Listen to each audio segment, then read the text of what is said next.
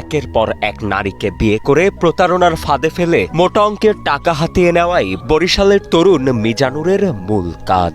মূলত ওরা একটা প্রতারক চক্র, ওদের ছোট থেকেই এটা ওদের পেশা বা এটা ওদের প্রফেশন। জামাই যে একটা অতিরিক্ত প্রতারক, ক্রাইম করতে পারে বা বিশ্ব চিটার বলা যায়, সেই ধরনের একটা জঘন্যতম মানুষ। তার নেশাই হলো বিয়ে করা এবং হলো টাকা পয়সা নেওয়া। সাভারের আশুলিয়ায় ভুক্তভোগী এক নারীর অভিযোগের প্রেক্ষিতে তদন্তে নেমে অভিযুক্ত মিজানুর রহমানের খোঁজ করতে শুরু করে পুলিশ। সেই তদন্তের এক পর্যায়ে প্রযুক্তির সহায়তায় ও গোয়েন্দা তথ্যের ভিত্তিতে গেল 13 নভেম্বর চট্টগ্রামের সীতাকুণ্ডের একটি রিসোর্ট থেকে অভিযুক্ত সেই তরুণকে গ্রেপ্তার করে আইন শৃঙ্খলা রক্ষাকারী বাহিনীর সদস্যরা। এদের পারিবারিক সম্মতি অনুযায়ী দুজনের বিয়ে হয়। 6 মাস পরে মনে করেন যে একটা পর্যায়ে আসলো যে ওরা আমার সাথে একটু মানে মানসিকভাবে একটা টর্চার, যেমন আমাদের রিলেটিভদের সাথে দেখা করতে দিত না বা কারো বাসায় যেতে দিত না। টোটালি আমার রিলেটিভ থেকে বিচ্ছিন্ন, মানে একাই করে রাখতেছিল, ঘরমুখো করে রাখতেছিল। ঠিক আছে, মানুষের সাথে কারোর সাথে কথা বলে সেখানে আমার শাশুড়ি স্ট্যান্ডে দাঁড়িয়ে থাকতো।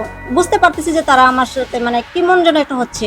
ভুক্তভোগী এক নারীর অভিযোগ, বিয়ের পর শ্বশুরবাড়ি থেকে নানা ছলে বলে কৌশলে টাকা হাতিয়ে নেওয়া মাত্রই লাপাত্তা হয়ে যান এই তরুণ। ভুক্তভোগীর অভিযোগ, 2019 সালে বিয়ের পর কিছুদিন শ্বশুরবাড়িতে ভালো ব্যবহার পেলেও কয়েক মাস যেতে না যেতেই তার ওপর করা হয় অমানবিক নির্যাতন। মুখ বাঁচাতে বিভিন্ন সময়ে সেই নারী স্বজনদের কাছ থেকে প্রায় 40 লাখ টাকা এনে তুলে দেন স্বামীর হাতে। তবুও ক্ষান্ত হননি বিয়ের নেশায় বুঁদ হয়ে থাকা মিজানুর। প্রায় 2.5 বছর আগে স্ত্রীকে বাপের বাড়ি রেখে অন্যত্র চলে যান অভিযুক্ত মিজানুর রহমান। আমার উপর চাপ সৃষ্টি করে যে বাবার বাসা থেকে টাকা আনো বা যেভাবে আমার টাকা লাগবে, এভাবে চাপ সৃষ্টি করে মারধরও করছে যে টাকা দিতেই হবে যেভাবে হোক।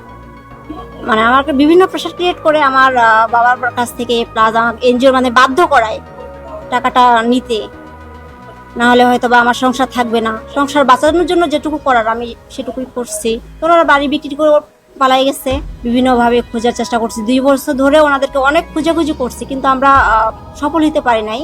এদিকে পুলিশ জানায়, এখনো পর্যন্ত গ্রেপ্তার মিজানুরের 3টি বিয়ে সম্পর্কে নিশ্চিত হতে পেরেছেন তারা। অভিযুক্ত তরুণ সহ তার ভাই শফিকুল ইসলাম সজল ও মা ফরিদা বেগমের বিরুদ্ধে আশুলিয়া থানায় ইতোমধ্যে মামলা দায়ের করেছেন ভুক্তভোগীর পরিবার। এছাড়া এই ঘটনায় অভিযুক্তদের আইনের আওতায় আনতে পুলিশের প্রচেষ্টা অব্যাহত রয়েছে বলে জানান সাভার সার্কেলের অতিরিক্ত পুলিশ সুপার শাহিন।